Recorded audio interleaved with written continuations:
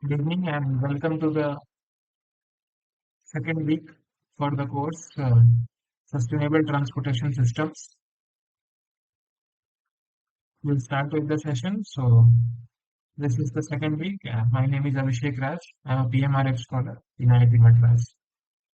So, we will start with the overview for week 2. Then we will see the practice assignment for the questions from week 2, and then we can take some rounds. Moving on to the overview for week 2. So, the first lecture was about the link between transport and environment, how one affects the other.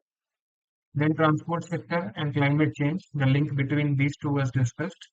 So the emissions that take place or the noise pollution, how it is affecting the climate of the surroundings was discussed. Then lecture 2 was about traffic generated accidents and air pollution. So more is the amount of traffic, more will be the number of accidents, and also it increases the air pollution. Then policy implications and strategies were discussed, how to tackle with traffic generated accidents and air pollution. Then lecture 3 was about impact of transportation on flora and fauna. What are the mitigation measures? So flora and fauna is the biodiversity of a place and how transportation can affect these. What are the mitigation measures? Like what can we do to reduce this impact? Was discussed in lecture 3. Lecture 4 was about impacts of transportation and soil and water. Similarly, mitigation measures were discussed. And finally, in lecture 5, noise standards, the different factors which affect noise produced by traffic, sources of noise pollution were discussed along with the mitigation measures. So now we will start with the practice assignment. So on every question, I will drop a poll. You can answer it there. Moving to question 1, which of the following is not a direct impact of transportation systems on the environment? The options are habitat fragmentation, loss of wildlife habitat, corridor restrictions, and forest fires. I will drop the poll. You can respond there.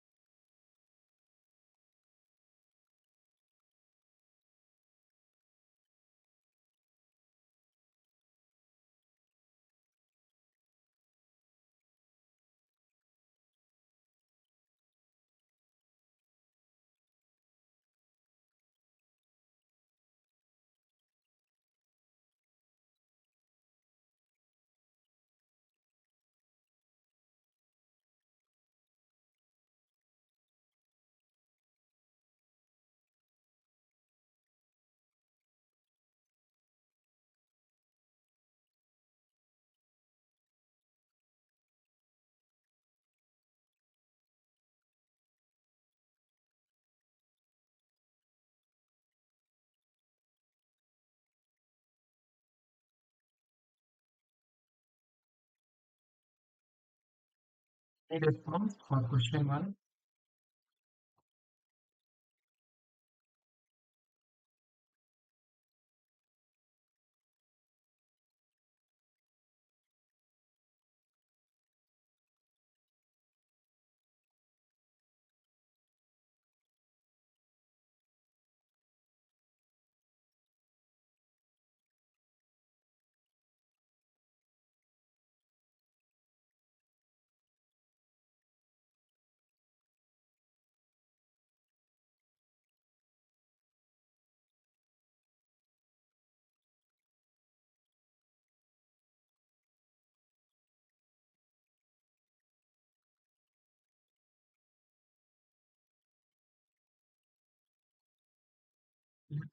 Since there are no responses, and we can discuss the answer.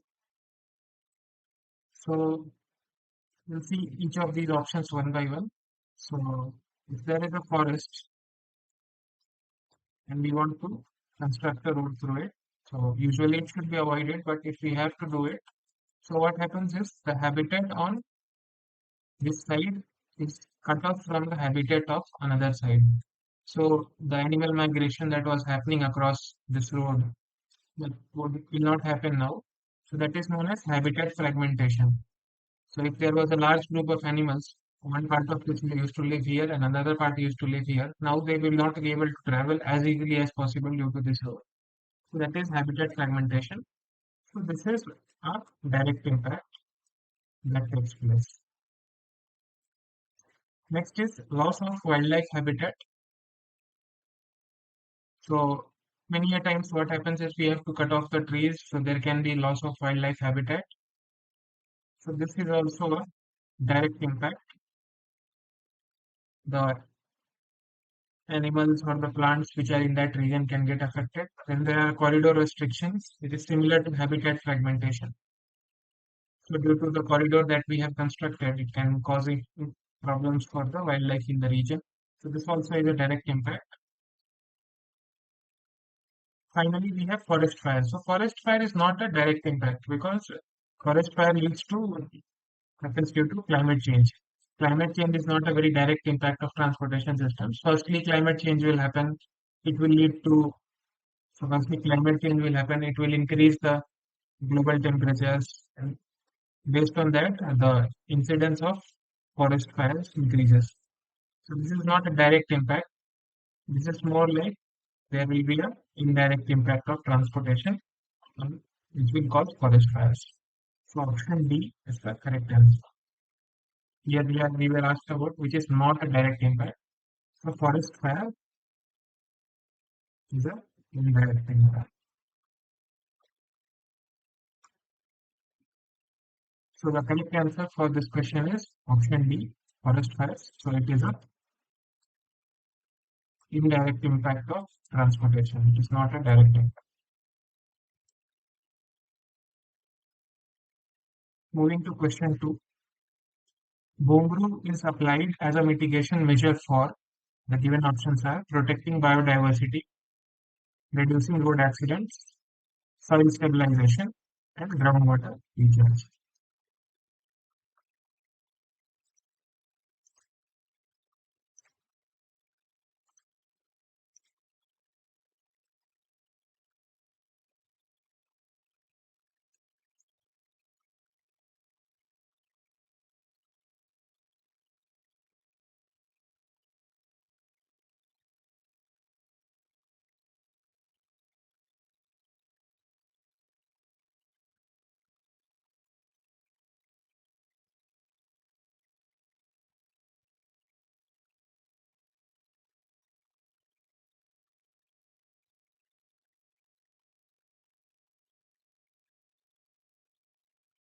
I brought the code for question 2 in response there.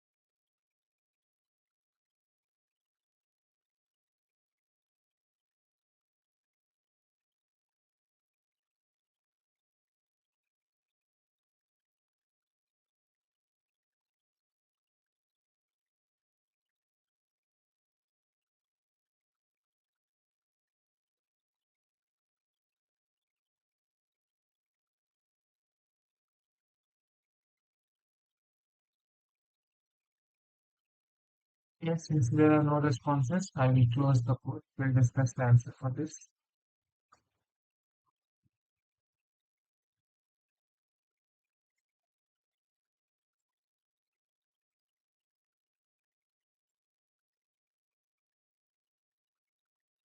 So voodoo is basically used in the arid regions of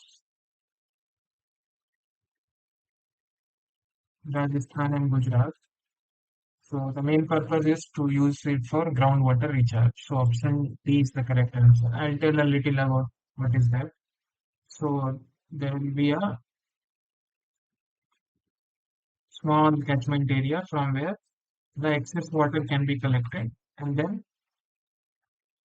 there will be a piped connection which will be which will go deep into the groundwater table, and the water that is collected from here is used to recharge this groundwater table. So this is called as groundwater. So basically, the main purpose is to use the excess water which is collected over from overland flows. It is used to recharge the groundwater table. So option D is the correct answer. So option D, groundwater recharge is correct. Moving to question 3.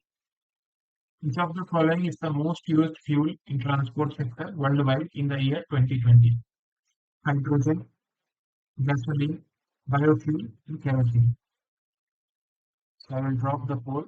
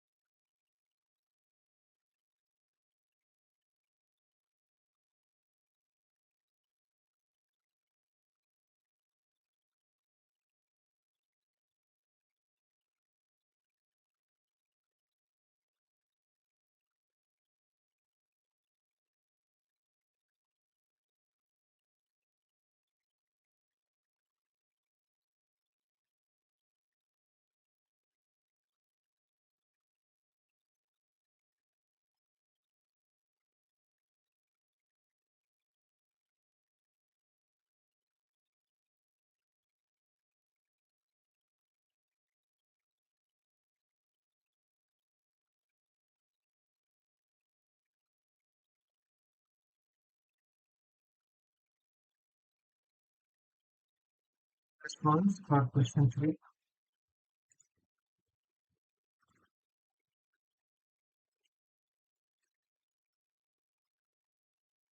I will end the poll.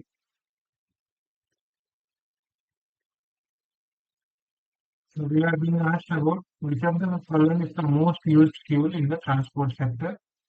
So if we take the transport sector, so there can be two types of fuels. The first will be the conventional fuels, then there will be the unconventional or the modern or the emerging fuels. Conventional, we can have coal, which is not used nowadays that much. We can have petrol, which is generally used for cars. We can have diesel, which is generally used for heavy vehicles. Then we can have other sources also. There are hy- hybrid versions of these fuels. Then we can have electric vehicles, so which run on electric power. Within that, we can have different types. There can be battery operated, there can be fuel cell operated, then can be on grid, will be connected to the grid directly and it will transfer the power that way. There can be many sources of power or fuel which is used in transport sector. But if we see which of the source is used the most, which is being asked here, it will be petrol, or which is called as gasoline in case of US. So the term gasoline has been used here. Option B is correct. These sources, hydrogen, biofuel, or kerosene, these are not used as much. But if we see gasoline, it will be the most used fuel in the transport sector in the year 2020. The correct answer is option B, gasoline. So it is another term for the word gas, which is used in USA. In India, we call it petrol pump. So moving on to question 4. Per capita traffic fatalities show a decreasing relationship with per capita vehicular travel. True, false. I will drop the poll and reply this.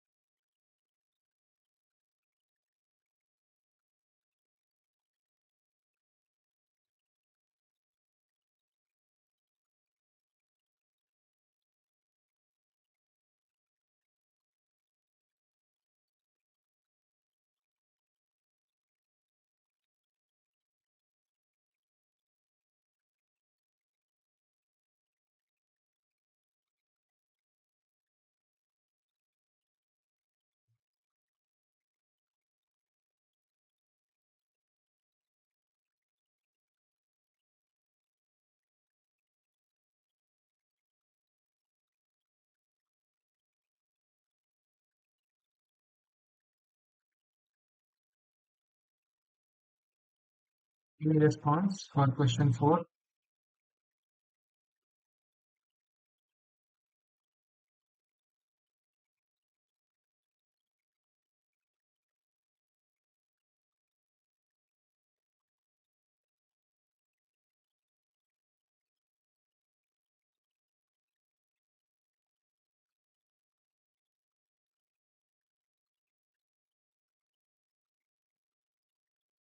You can respond in the chat box also. It also is fine.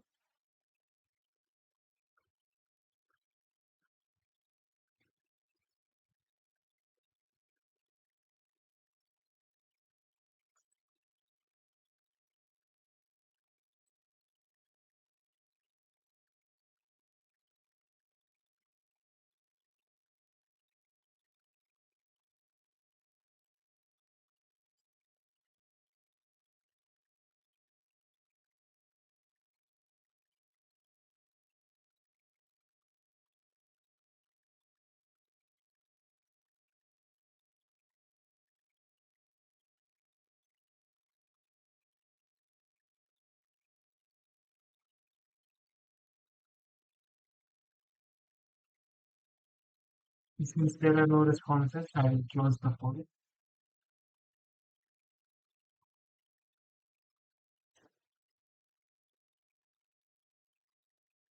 So here we are talking about per capita traffic fatalities. So there will be a number of traffic accidents that will be divided by the population in that region. So that will give us per capita traffic fatalities. Will show a relationship with per capita vehicular travel. So vehicular travel will be happening, and if we divide it by the population, that will give per capita vehicular travel (PCVT). So what the question is saying is this will show a decreasing relationship with this. So that is not true. It will show an increasing relationship. In fact, it will be linear. So if we take the PCTF on y-axis, in the PCVT, it will show a linear relationship. That is, as the vehicular travel will increase, the traffic fatalities will also increase. There will be a linear trend. It will not be decreasing, it will be increasing. The correct answer is option B, false. So the answer is option B, false here. Moving to question 5. Walking and cycling as daily activities directly do not. The options are benefit health, decrease noise pollution, decrease air pollution, increase biodiversity. I will drop the poll. Respond.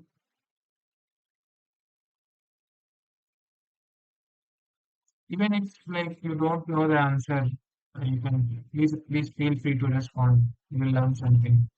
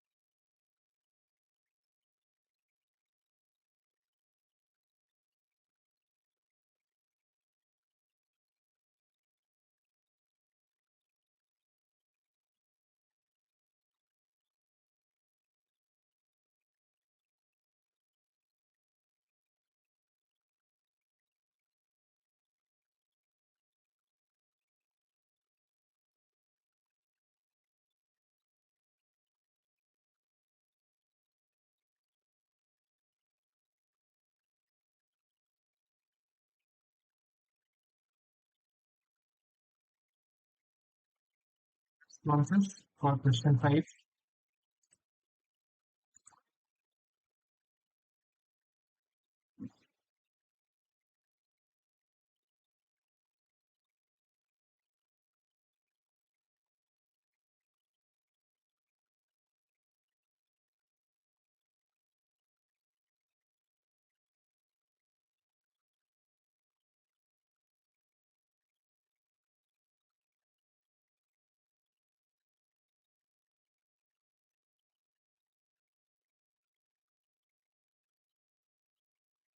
If there are no responses, we'll see the answer for this question. So we are talking about walking and cycling as daily activities. So what can happen if we are walking or cycling? It will benefit health, that is obvious. It will decrease the noise pollution because if we are not using car or bikes or any other vehicle source, so it will not produce that much noise. Walking and cycling will produce a very minimal amount of noise, so it will decrease noise pollution. So B is also correct. It will decrease the air pollution because if we are not using any car or bike, the emissions that will happen will reduce. the vehicular emissions. So walking and cycling will also help in reducing the emissions, and therefore it will help in decreasing air pollution. But it will not directly have an impact on the biodiversity because it may have an indirect impact in the long term, but it will not directly affect the biodiversity. Directly, it can have these impacts A, B, and C, but will not directly affect the biodiversity. So option D is the correct answer here. So since here it was being asked directly, do not. So the correct answer is option D. Increase biodiversity. So option D, increase biodiversity. This will not be impacted with walking and cycling. Moving to the next question, question 6. So it is a statement question. So you will be given a set of statements and you have to choose which one of the following combinations are true. Psychological and physical aspects of well-being are difficult to disentangle. The physical damage during accidents can induce pain or distress and can lead to psychological disturbances. So both statements 1 and 2 are true. Only statement 1 is true, only statement 2 is true, and both statements are false. So I will drop the poll.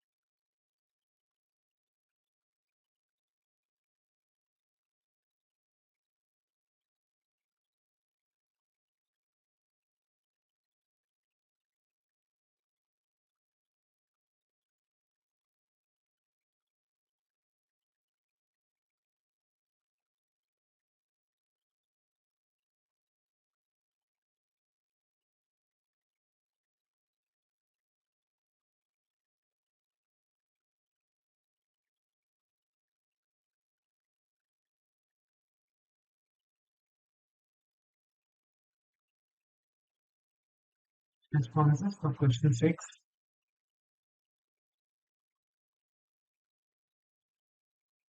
Yeah. Since there are no responses, I will close the poll. Let's see the answer for this.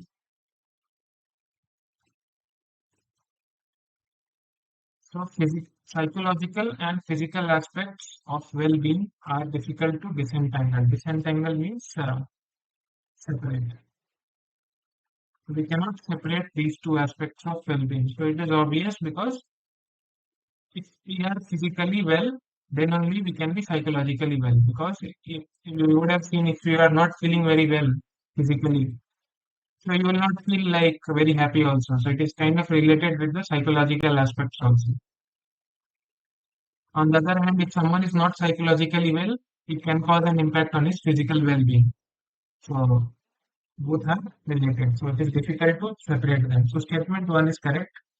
Moving to statement 2, the physical damage during accidents can induce pain or distress and can lead to psychological disturbances. So, if there is someone who has been in a vehicular accident, it can cause him pain or distress, like mental distress, and it can further lead to psychological disturbances. So, this statement is kind of connected to the first statement. So, statement 2 is also true. So, both statements 1 and 2 are true. So, option A is correct. Option A, both statements 1 and 2 are true. Moving to the next question, question 7. Noise pollution can be considered as indirect impact of transportation on the environment. True and false.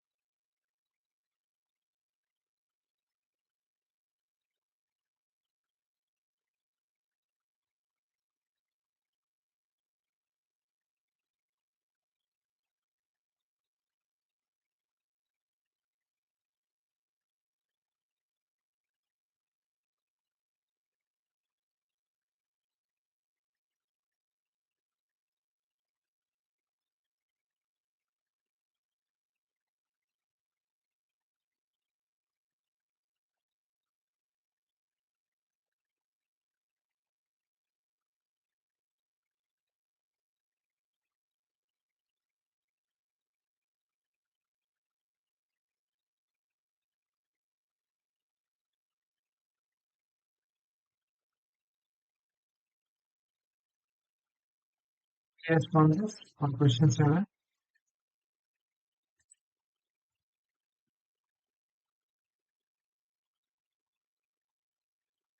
Yes, since there are no responses, I will close the poll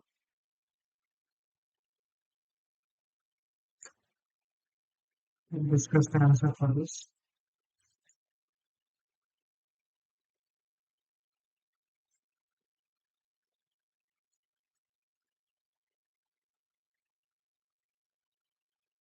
So, noise pollution can be considered as an indirect impact of transportation on the environment. So, this is false.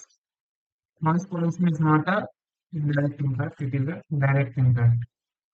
Because you can feel that once we travel on the roads nowadays, there will be a lot of honking of the drivers and keep pressing the horns. There will be the noise of the engine and other things. So it is not an indirect impact, it is a direct impact. So if a vehicle is driving, it will produce noise, so it is a direct impact. So false. So option B, false. Noise pollution is direct impact of transportation. Moving to question 8. The noise level at commercial areas in night time should not exceed what level of decibels as per the Central Pollution Control Board standards? 40, 45, 50, 55. Drop the poll.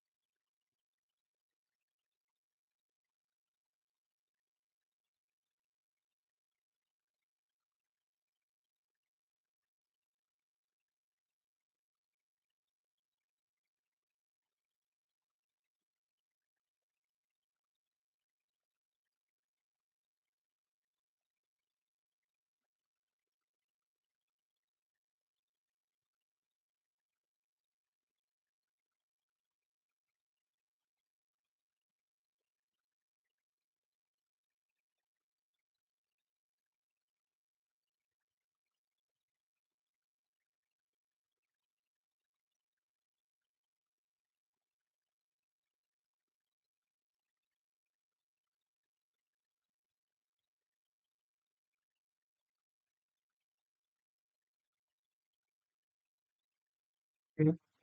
If there are no responses, I will close the poll. Discuss the answer.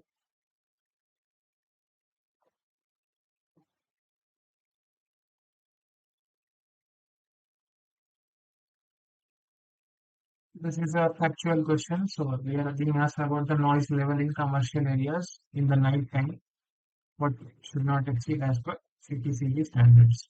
So the noise guidelines are given by CPCB in India. So you can refer to their website or standards. There will be a table which will be given for different situations and different times of the day.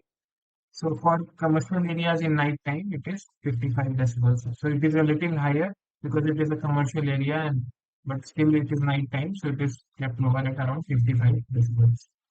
So option D is the correct answer, 55 decibels. Moving to question 9.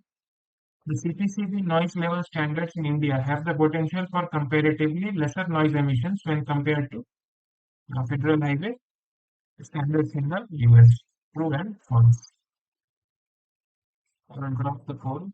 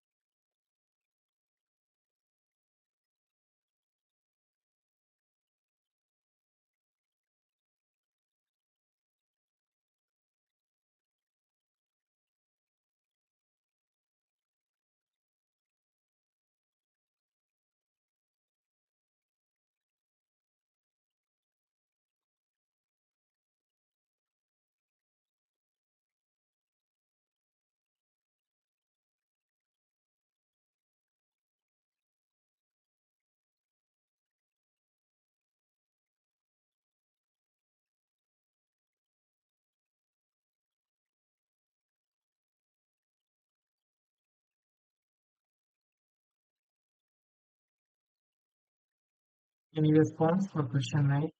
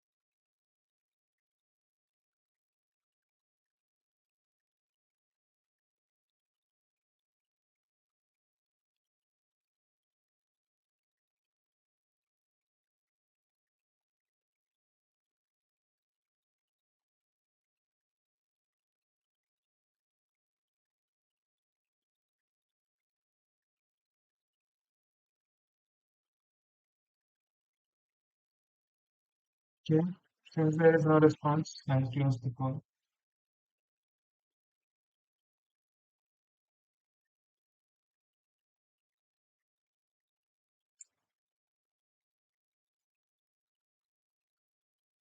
So it is saying that the CPCB noise level standards in India have the potential for comparatively lesser noise emissions when compared to the standards in the US. So India being a country with a larger population, more vehicular traffic per unit length of the road. So our noise standards are more relaxed. That is, the standards say that okay, more noise can be made in a certain area when we compare to similar conditions in the US. So that is why it is being said that we have the potential for lesser noise emissions compared to what we are allowing for, which is right now. So this statement is true. So we can make our noise level standards more stringent so that the noise that is produced in different types of areas by different sources it reduces. So option A, true. Question 9. Moving to question 10. Which of the following standards in India is more efficient in terms of minimizing vehicular emissions? Bharat stage 3, 4, 5, and 6.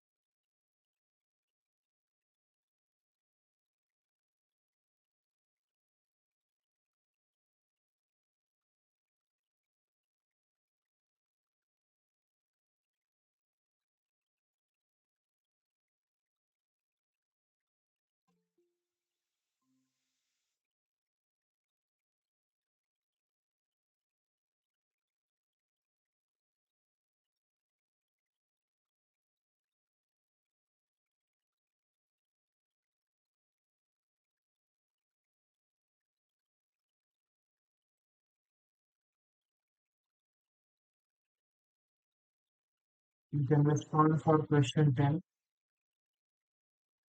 in the chat box as well as the poll. I'll give maybe one more minute, then we'll see the answer for this.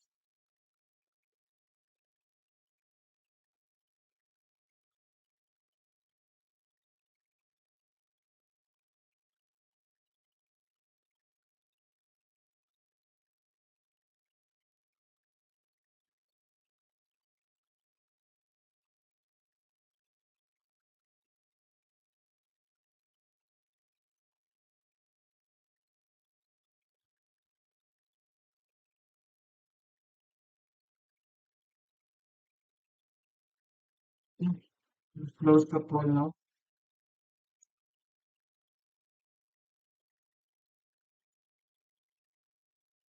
Let's see the answer for question 10.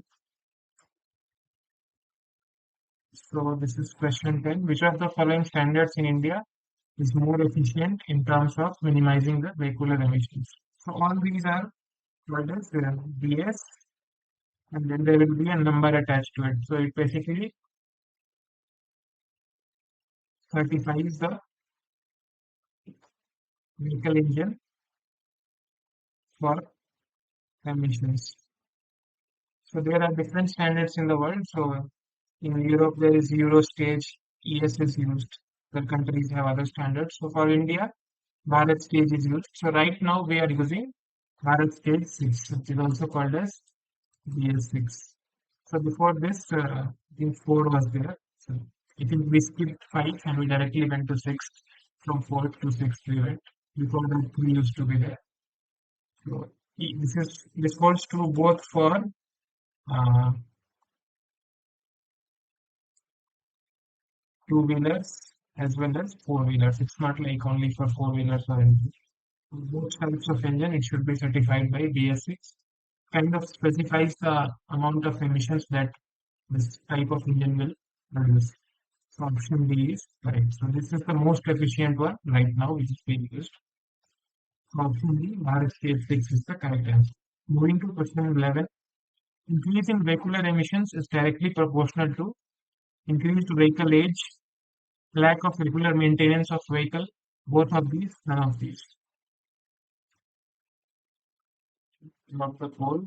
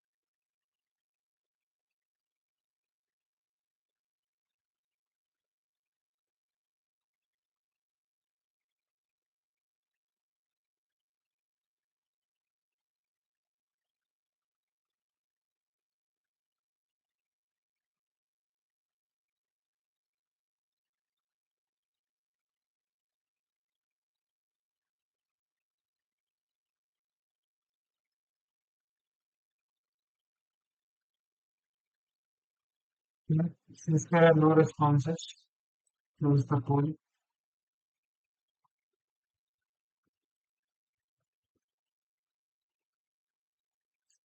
We'll see the answer for this.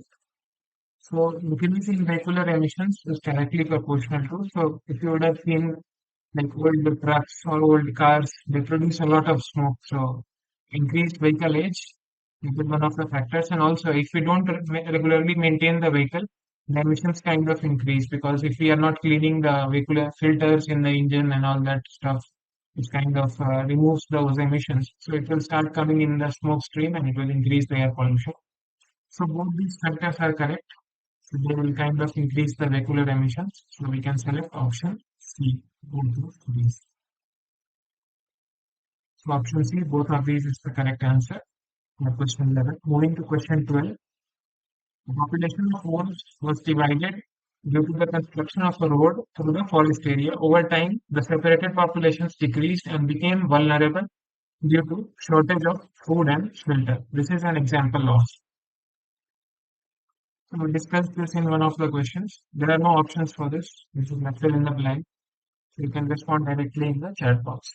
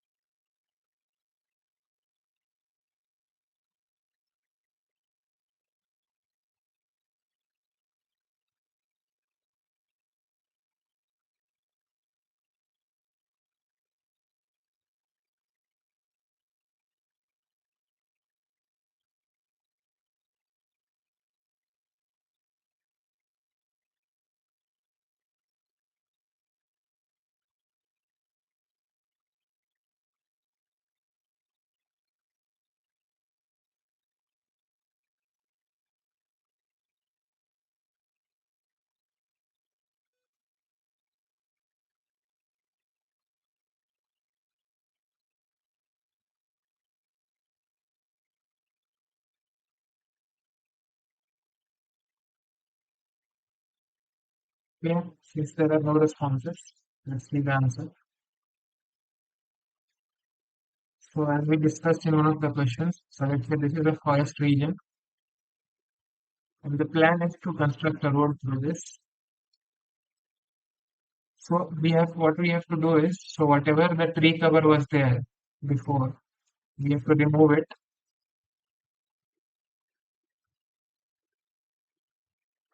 Now we can make the road. But what happens from this is, let's say there is an animal habitat on this side, H1, and this is S2. Let's say these two used to interact or they can be part of the same habitat. But now due to the road, vehicles will be always going over at high speeds. So there will be an impedance for these animals to cross over from this habitat to another. So this phenomenon is known as habitat fragmentation. So you would have seen in YouTube videos, there will be elephants which cross over the road and they will stop the trucks, sugarcane trucks, and take off the sugarcane. So the elephant crossing or the deer crossing, this is due to the habitat fragmentation. This is the reason nowadays in many places they are making underpasses for the animals to go through easily, so that the habitat does not get cut off due to the road. So this is an example of habitat fragmentation.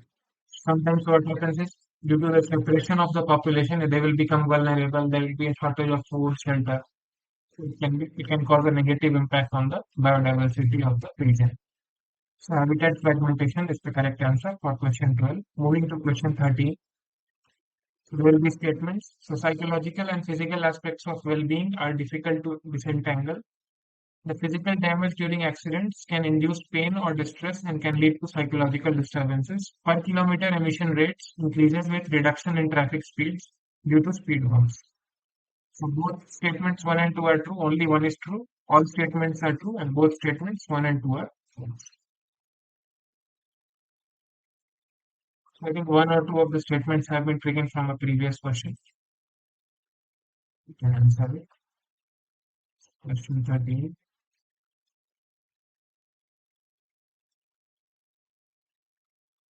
A, B, C.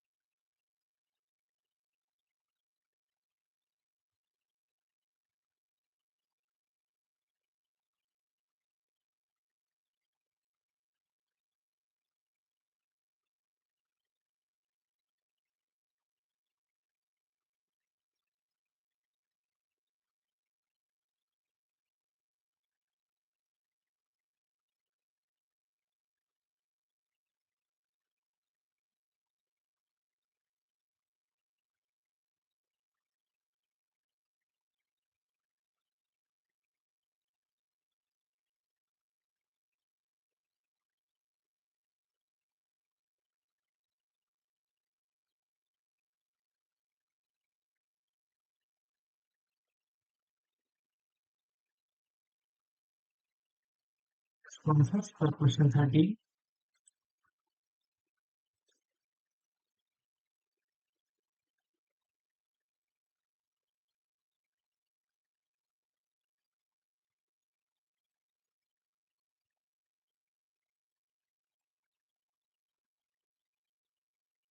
Okay. Since there are no responses, I'll end the poll and see the answer for this. So as we discussed, so psychological and physical aspects of well-being are related. If you're not well physically, you will not feel well, like you will not feel happy. So that is related. If you're not happy, it can have an impact on the physical health also. So these two aspects are difficult to separate. So disentangle means separate. So statement one is okay. Physical damage during accidents can induce pain or distress and can lead to psychological disturbances. So it is kind of related to the first statement. So if there has been some physical damage to the person, it can cause him pain or unhappiness, distress, and can lead to psychological disturbances. So statement two is also okay. Per kilometer emission rates increases with reduction in traffic speeds due to speed bumps. So if we are placing speed bumps in the city for traffic calming measures, it will lead to reduction in the traffic speeds and that kind of increases the emissions as well. You would have heard this statement that the car will give a better mileage if it is driven at a higher speed. So that is because the more the slower the car is driven, so the emissions increase. So at higher speeds, the efficiency of the car engine goes up, so emissions will be lower and it will waste less fuel. So per kilometer emission rates, they will increase with the reduction in speed. At higher speeds, the emissions will be lower. So it will be inversely proportional. So statement 3 is also correct. So all statements 1, 2, and 3 are true. So option C is correct here. All statements 1, 2, and 3 are true. Option C is correct. Moving on to question 14. International transportation of people is regarded as one of the main reasons for quick spreading of COVID-19 disease. True and false. So this is a current question from current affairs, you can say. And drop the poll.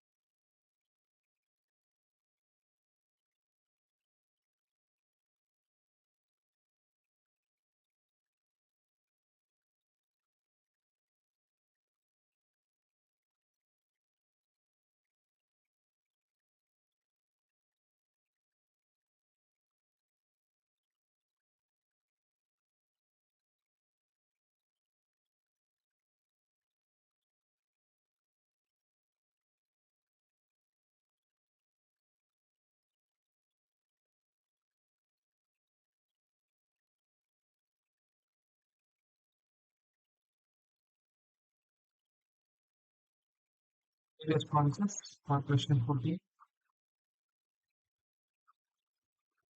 Since there are no responses, let's see the answer. So if you remember, like, no one wants to remember that time of COVID-19. So initially, like in the end of the year 2019 and the early part of 2020, so the COVID disease was spreading very fast, especially from China and countries like Italy. So those were the initial hotspots from where COVID was spreading, and one of the main reasons was the international transportation of people. So that time there were no proper measures to check people like what are the symptoms or how is it spreading. So people were still traveling. Later on, it was found that okay, fever is a symptom. So then they imposed some restrictions. Thermal screening was done and all that. So initially, due to the international transportation of people, the world is now globalized. People can travel all across. So that was one of the main reasons for quick spreading of the pandemic. So option A, true. So the answer is true for question 14. Moving to question 15. So here's statement question. Statement 1. Traffic air pollution affects humans through inhalation of polluted air. Statement 2. The length and breadth of polluted area is proportional to the number of motorized vehicles in the streets. Only statement 1 is true. Only statement 2 is true. Both statements are true. Both statements are false. Crop the poll.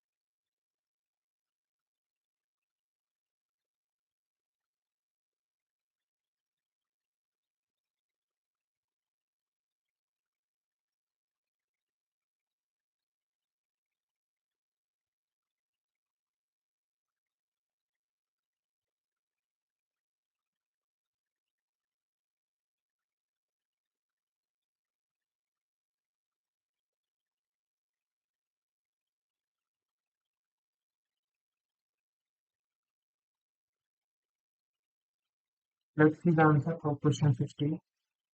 So traffic air pollution affects humans through inhalation of polluted air. So yeah, emissions like sulfur dioxide, nitrous oxides, carbon monoxide from unburnt emissions they can go in and affect the respiratory system. So statement 1 is okay.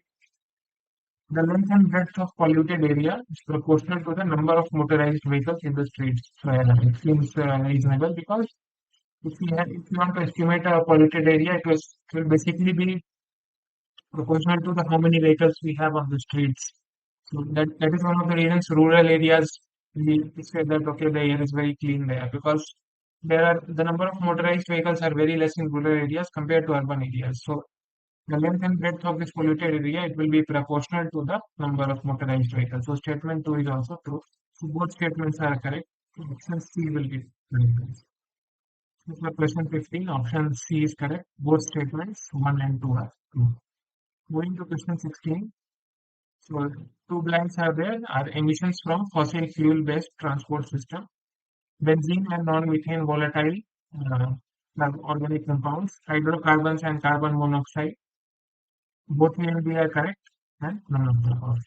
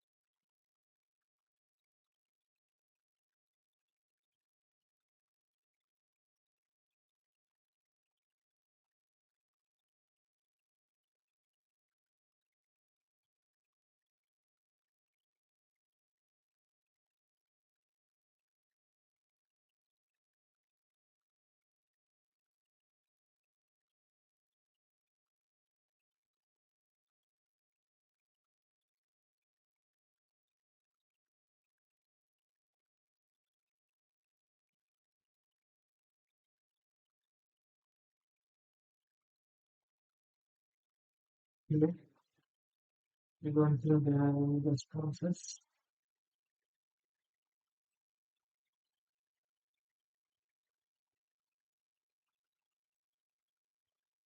Let's see the answer for question 16. So when so from fossil fuel based emissions, there will be many kind of emissions will be there. So we can have carbon monoxides, we can have sulfur oxides, we can have nitrous oxides. So carbon monoxides can be there. There can be other hydrocarbons also. So this is also okay. Benzene is also like a hydrocarbon, and there can be non-methane based volatile organic compounds. So all these are correct.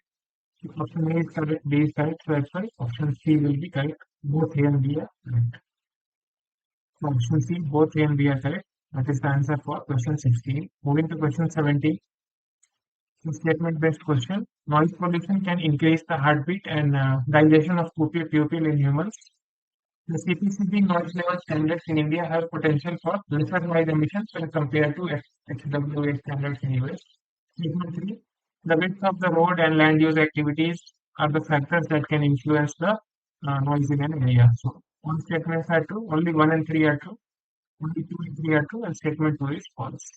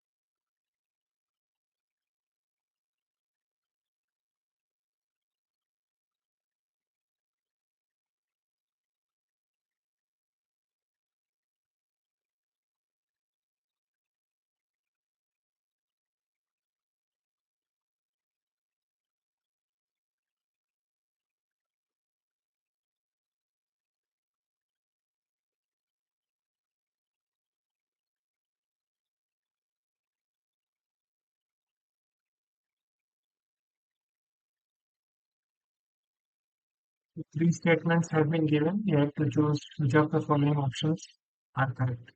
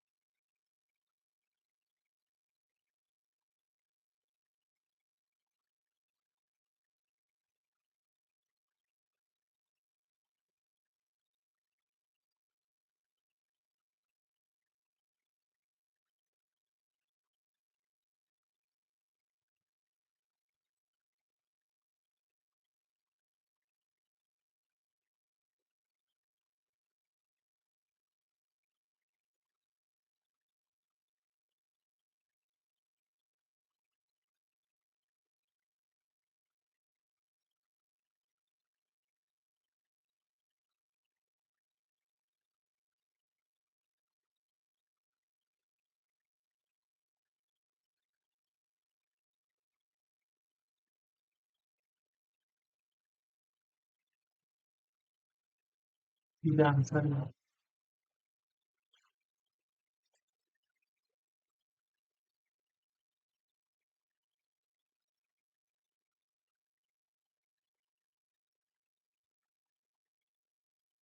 Noise pollution can increase the heartbeat and dilation of pupil in humans. So, the higher is the noise, it can cause these impacts in human beings. The heartbeat can increase, dilation can increase. It is one of the reasons many times old people don't feel comfortable with loud music because it kind of increases their heartbeat, and if they have some problem like a blood pressure or something, it can cause issues. So statement one is okay. Then we discussed in one of the previous questions. So in India, the noise level standards are more relaxed given the population and more number of vehicles, we cannot adopt very stringent standards as of now. So we still have scope for lesser noise emissions when we compare ourselves to the US. So statement 2 is true. And the width of road and land use activities are factors that influence the noise in an area. So the wider is the road, the more will be the vehicular traffic on the road. The people feel more comfortable on traveling on a wider road. Land use activities. So if there is a commercial zone or an industrial zone, automatically the noise increases compared to if you compare these to a residential zone. So in residential zone, the noise levels will be comparatively lower when compared to commercial or industrial. So that influences the noise in an area. So statement 3 is also correct. So all statements are true. Statement 1, 2, and 3 are true. So option A will be the correct answer. So option A, statement 1, 2, and 3 are true is correct answer for question number 17. Moving to question 18. Environmental Kuznets curve indicates a linear relationship between the emissions and gross national product per capita. True? False?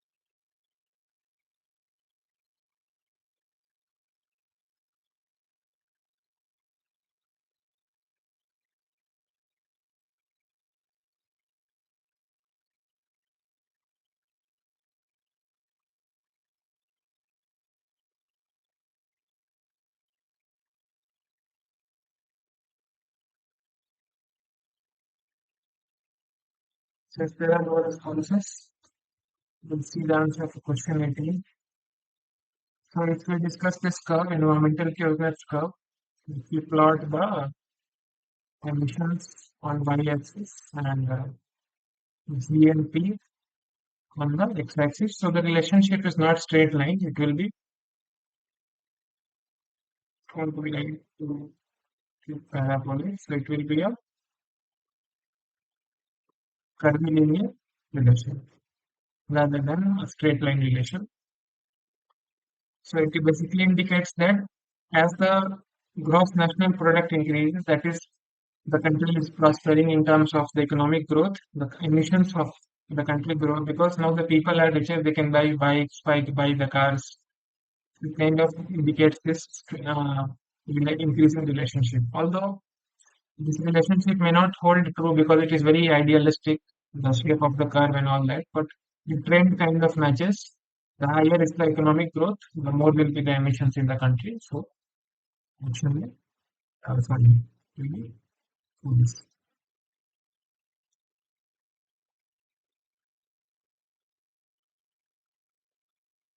So, option B, false is the correct answer. Moving to question 19, classify the following impacts of transport into their respective categories. So, we have been given with three types of impacts: noise pollution, respiratory problems, and climate change. So, let's arrange them. So, firstly, we have noise pollution. So, as we discussed, Noise pollution is a direct impact because the cars will travel and they will produce noise. It's kind of obvious. It is a direct impact. So one will go with B. Respiratory problems. The respiratory problems will not be a direct impact. Kind of the transportation produces emissions, and from those emissions, by inhaling them, we will get the respiratory problems. So it is indirect.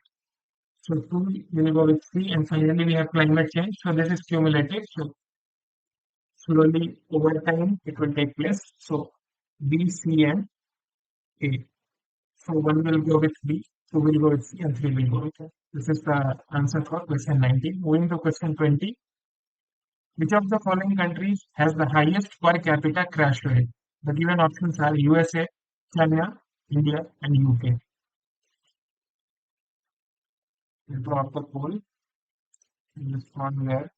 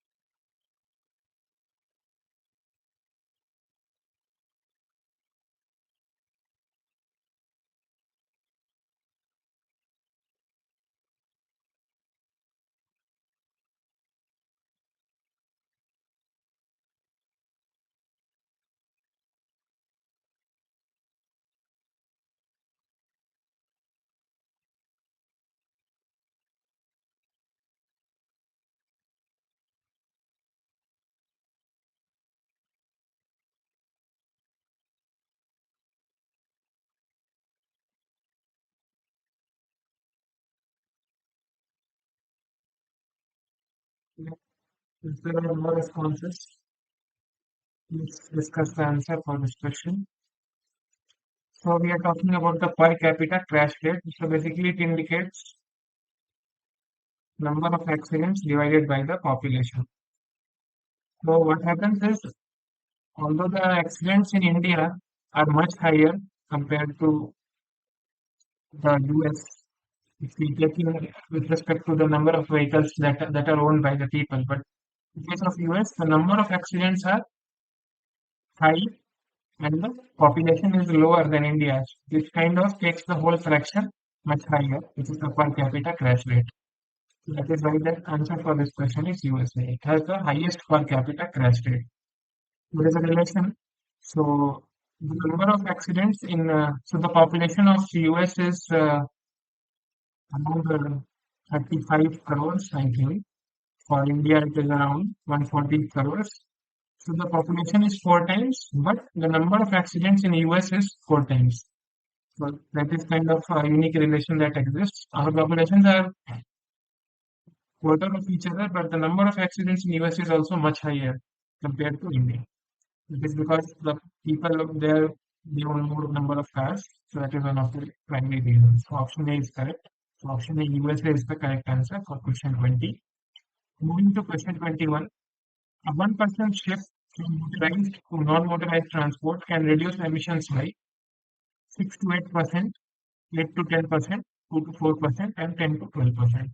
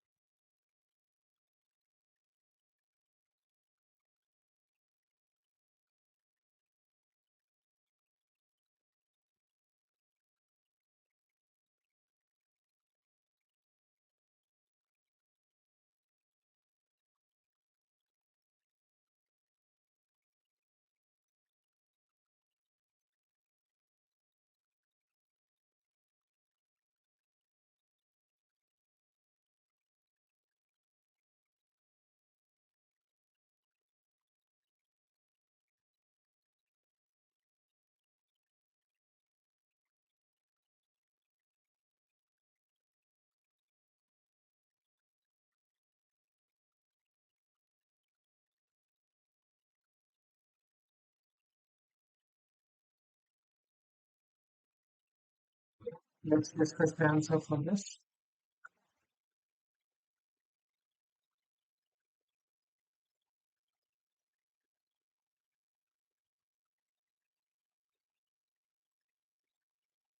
It's a factual question. So it is seen that once a person shifts from motorized to non-motorized transport, it reduces the emissions because he will be using modes such as walking, cycling. So these kind of modes, if someone uses, it reduces the emissions. So it is seen that if 1% of the people shift, it kind of reduces the emissions by 2 to 4%. So option C is the correct answer. This is a factual question. It is a fact which was mentioned in one of the slides. So you can refer to the slide. So option C, 2 to 4% is the correct answer. Moving to question 22. Habitat fragmentation is a dash impact and ecological disequilibrium is a dash impact of transportation on wildlife. Direct, direct, indirect and direct, indirect and indirect, and direct and indirect. I'll drop the poll.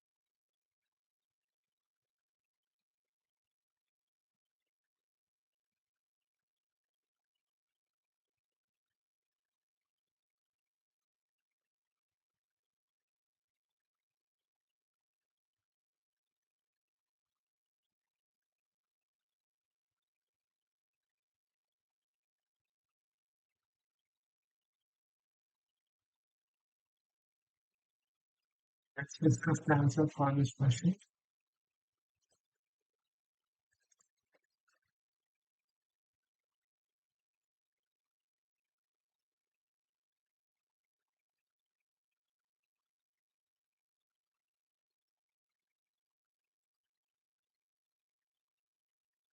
So, as we discussed, habitat fragmentation,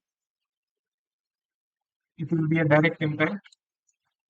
So we'll have the forest, we have to construct a road through the forest. So the habitat on this side cannot migrate to the habitat on the other side. So the habitats get divided, they get fragmented. So that is one of the direct impacts of transportation. And when this happens, there will be loss of food, loss of shelter. So there can be one habitat in that area, the population can become endangered or it can even go extinct.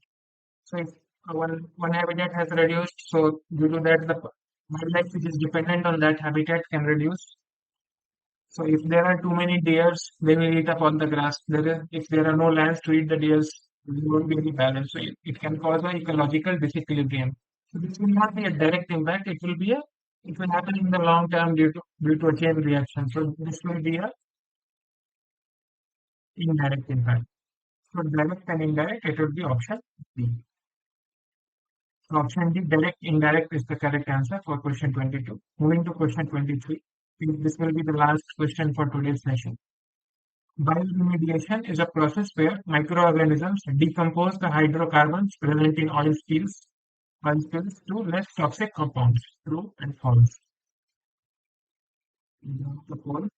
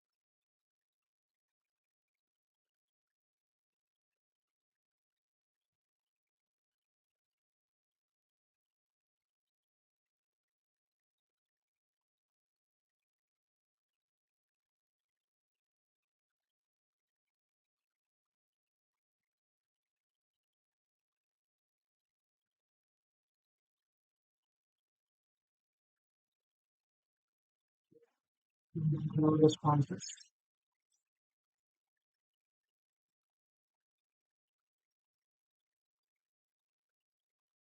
Close the poll. We'll discuss the answer for this.